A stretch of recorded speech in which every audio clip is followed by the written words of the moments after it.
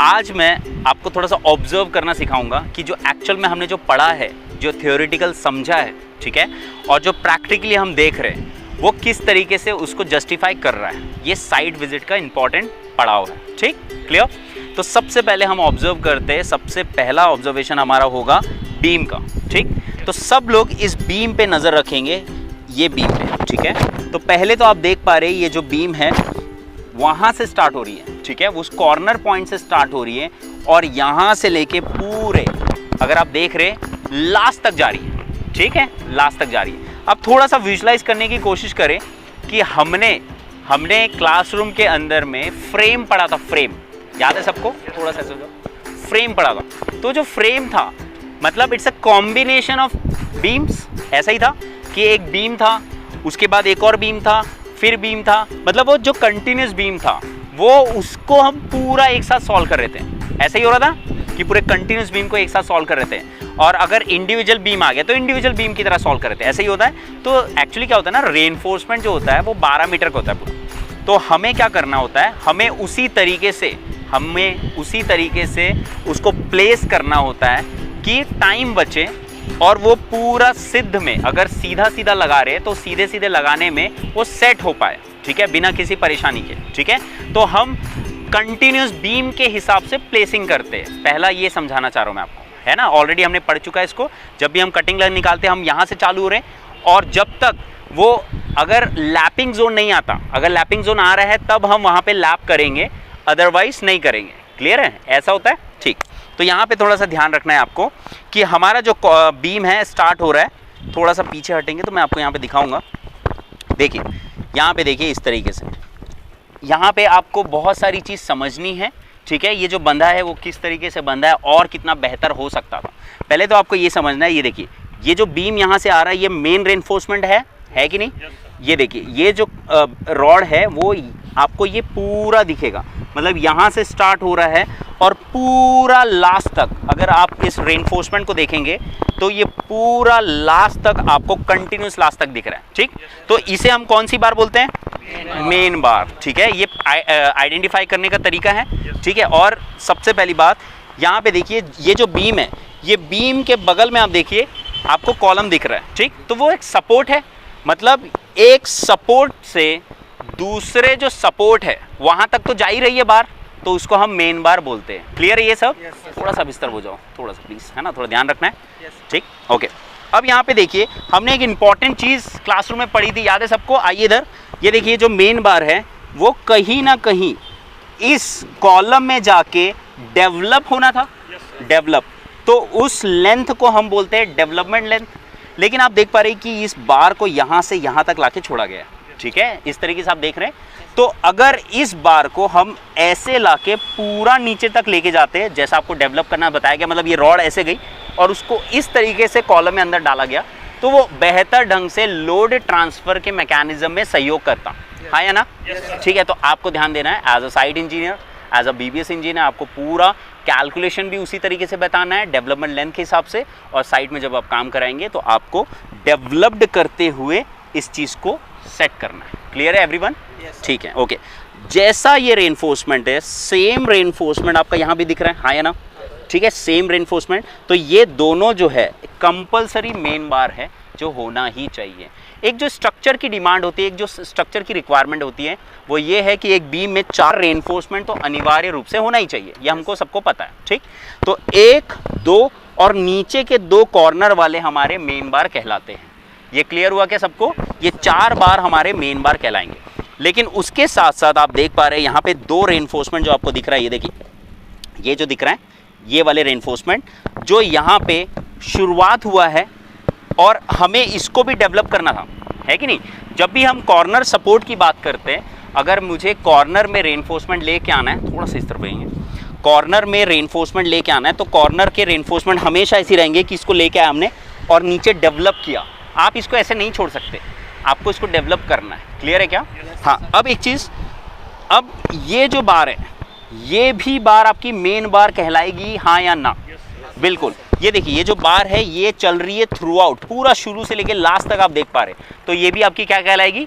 Main bar. ठीक है, तो यहाँ पे पूरी बार आपको मेन बार की तरह दिख रही है। अच्छा, अब मेन बार देना है, टॉप एक्स्ट्रा देना है, वो कैसे डिसाइड कर रहे?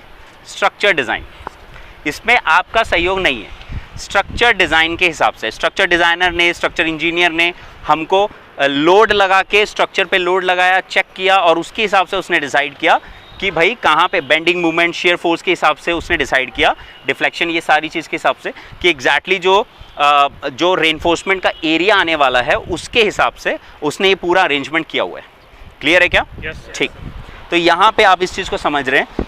तो एक रेनफोर्समेंट की जो पहचान है, जैसे आप रेनफोर्समेंट देख रही है, ये देखिए, अब इसकी पहचान करते हैं अपन। तो ऑलरेडी हमने देखा हुआ है, इससे भी हम देख सकते हैं। जैसे ये कॉलम वाले रेनफोर्समेंट आपको दिख रहे हैं, यहाँ पे थोड़ा सा आपको लग रहा है ना, थोड़ा सा करोड़ जैसा हो गया है, ठीक है। इन दोनों के कलर में डिफरेंस आप देख पा रहे हैं, ठीक है। तो चलिए इसको ही देखते हैं।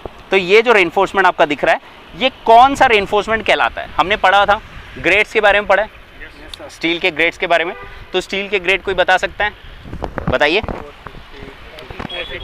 Fe 250 एक ग्रेड था, Fe 250 एक ग्रेड था, Fe 415 और एक ग्रेड था Fe 500। उसके ऊपर भी ग्रेड है Fe 550 और आप देखेंगे तो उसके आगे भी है एक्चुअली, ठीक है। लेकिन एक नॉर्मल अगर मैं घर बना रहा हूँ, डेवलप कर रहा हूँ, तो उसमें मुझे 500-550 तक ही यूज़ होने वाला है, उससे ज़्यादा की ज़रूरत नहीं पड़ेगी, ठीक। तो Fe 250 अगर हमने समझा है Fe 250 को, तो जो प्लेन बार होता है, प्लेन बार, प्लेन मतलब नाम से समझ आ रहा है, उसमें आप देखेंगे, देखिए इमेजिन करिए कि यहाँ पे जब मैं इसको छू रहा हूँ, जब मैं इसको टच कर रहा हूँ, तो मुझे ना थोड़ा महसूस हो रहा है, फील हो रहा है कि यहाँ पे है ना कुछ ऊपर निकला है, हल्का सा महसूस हो रहा है। लेकिन प्लेन बार में ऐसा कुछ नहीं होगा, एकदम चिकन रहेगा वो, एकदम सिंपल। जब मैं हाथ रखा अपने, नीचे आ गया, स्लिप हो गया, तो that is called plane bar. Fe 250 उसकी स्ट्रेंथ। क्लियर है? लेकिन अगर मैं दूसरा इसका देखूँ, तो जैसे आप इमेजिन कर पा रहे हैं यहाँ पे कि आपको ये धारी धारी ऐसा दिख रहा है, जैसे हमारी जो रिप्स होती है ना, पसलियाँ, हमारी जो रिप्स होती है पसलियाँ, वैसे यहाँ पे भी आपको रिप्स दिख रहा है ये रिप्स। तो ये जो रिप्स यहाँ पे आपको दिख रहा है, ये एक्चुअल में जो हो रहा है Fe 415 को रिप्रेजेंट कर रहा है। हाई HYSD जो बार होते हैं उनको रिप्रेजेंट कर रहा है, ठीक। और उसी के साथ आप यहाँ पे कॉर्नर में देखेंगे, थोड़ा ध्यान से अगर देखेंगे, देखिए इस चीज़ को आप देख पा रहे हैं अगर, तो यहाँ पे आपके जो थोड़ा ये स्ट्रेट लाइन में उभरा हुआ दिख रहा है, लक्स, ठीक है, लक्स को रिप्रेजेंट कर रहा है ये। तो एक होता है रिप्स, एक होता है लक्स, ठीक। तो यहाँ पे इस तरीके से आपको ध्यान रखना है, इसकी पहचान करना है कि वो प्लेन बार है, HYSD है, ठीक है। HYSD है, तो कौन सा HYSD है उसको देख के हम समझ सकते हैं। 415 भी हो सकता है, या क्या हो सकता है, 500 भी हो सकता है। क्लियर है क्या? तो यहाँ पे लिखा होता है, एक्चुअल में जो बार्स होती है वो देख के ही मैं समझ पाऊंगा यहाँ पे कि यहाँ पे ये जो बार है वो कौन सा है, 500 है कि 550, कितना है, 550। तो 550 यहाँ पे देखेंगे लिखा होता है, किस तरफ दिख रहा है ये उल्टा, हाँ 550 है ना, 550D दिख रहा है, डिफॉर्म उल्टे तरीके से आप देखेंगे तो यहाँ पे दिख जाएगा आपको, है ना। उसी प्रकार से इसका अगर डाया मुझे पता करना है, डाया, यहाँ पे आपको ये पहचान करने के लिए भी उसको देखना पड़ता है कि नहीं, कि वहाँ पे लिखा रहता है कि 16 mm का है, 12 mm का, ऐसा लिखा रहता है। कई ऐसी होती है चीज़ें कि वहाँ पे ना लिखा रहा है, ऐसा भी होता है, थोड़ा सा ध्यान रखना है आपको, ठीक है। मोस्टली लिखा होता है। तो कहीं दिख रहा है क्या, मुझे देख के बताइए, कहीं पे लिखा हुआ है 16, हाँ बिल्कुल यहाँ पे रिप्रेजेंट कर रहा है 16 mm। क्लियर है क्या ये? ठीक है। तो बार की पहचान क्लियर समझ में आई। अगर खाली एकदम तो प्लेन बार, ठीक है, उसमें रिप्स और धारी है तो वो HYSD, ठीक है, Fe 500, Fe 415, Fe 550 तीनों हो सकता है। क्लियर है? हाँ चलो बढ़िया। अब इसकी और अच्छे से पहचान करते हैं। ये देखिए, ये जो बीम है इसमें कॉर्नर में हो गया मेन बार, बीच में आपका कौन सा बार हो गया, बिल्कुल मेन बार ही है। लेकिन अगर ये रेनफोर्समेंट यहाँ से स्टार्ट होता, मतलब कॉर्नर से स्टार्ट होते हुए आके यहाँ पे कहीं पे रुक जाता यहीं पे, आगे नहीं बढ़ता, तो क्या कहते हैं उसको, टॉप एक्स्ट्रा। अगर यहाँ पे कहीं पे टॉप एक्स्ट्रा होगा तो हम देखेंगे उसको, लेकिन फिलहाल तो मुझे नहीं दिख रहा है यहाँ पे टॉप एक्स्ट्रा की कहानी। चलिए ठीक है, दूसरी बार हम साइट विजिट करेंगे कहीं पे तो मैं ज़रूर आपको वो दिखाऊंगा, ठीक है। हालांकि हमने मॉडल्स के थ्रू उसको देखा है, पीपीटी में भी समझा है अच्छे से, ड्राइंग को भी रीड किया कि वो कैसा दिखता है ना, ठीक है। तो यहाँ पे ये आपका क्या हो गया, अगेन मेन बार, ठीक। तो आप जैसे समझ पा ही रहे हैं यहाँ पे कि यहाँ पे ज़्यादा इसको रखा गया और यहाँ पे कम रखा गया, तो फिर एज़ पर स्ट्रक्चर डिज़ाइनर के हिसाब से वो हो रहा है सारा चीज़, एरिया कैलकुलेशन के हिसाब से, ठीक है, एरिया ऑफ स्टील के हिसाब से। अब आप देख पा रहे हैं कि देखो ये जो छोटा सा पतला सा आपको दिख रहा है, ये पूरा जो आ रहा है, ये पतली पतली जो रेनफोर्समेंट आपको दिख रहा है, ये सेट क्या है? स्टीरअप्स कहला रहा है। तो बहुत सारे नाम इसके, स्टीरअप्स, टाइज, ठीक है। उसके बाद अगर मैं बाइंडर्स बोलूँ, या इसका सबसे इंपॉर्टेंट नाम अगर बोलूँ तो shear reinforcement. Shear reinforcement, actually इसका नाम ऐसा क्यों पड़ा गया शियर रेनफोर्समेंट, पता है आप सबको? शियर को रसिस्ट करने के लिए, जो शियर फेलियर्स होते हैं एक्चुअली उसको रसिस्ट करने के लिए यहाँ पे इसका प्रयोग किया जा रहा है, ठीक है। और उसके बाद अगर कुछ आ रहा है तो बाइंड करने के लिए, ठीक, क्लियर है क्या? तो इसको थोड़ा ध्यान रखना, इसका नाम शियर रेनफोर्समेंट सबसे इंपॉर्टेंट, उसके बाद के पूरे रेनफोर्समेंट जो है, मतलब उसके बाद के पूरे जो नाम है वो कैजुअल यूज़ किया जाता है, लेकिन टेक्निकल जो नाम है शियर रेनफोर्समेंट। क्लियर रहेगा?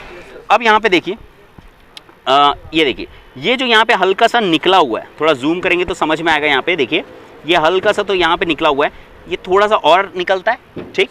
और ये देखिए इस तरीके से यहाँ से अगर अच्छे से जो क्लियर दिख रहा होगा वो शायद दिख रहा है, हाँ ठीक है, तो ये दिख रहा है और इस तरफ से भी निकला हुआ है, ठीक है। थोड़ा सा इसको क्या कहते हैं हम, क्या कहते हैं?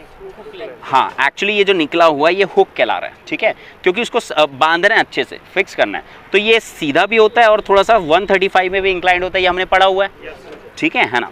अब देखिए इसका बांधने का तरीका है ऑल्टरनेट, जैसे आप देख पा रहे हैं, ये जो है इसका इस तरफ ये है, ठीक है, हुक, और इसका इस तरफ है। इसका आप देख रहे हैं इस तरफ है तो इसका इस तरफ है, इसी तरीके से इसको बांधा जाता है। क्लियर है कि यहाँ तक समझ आया?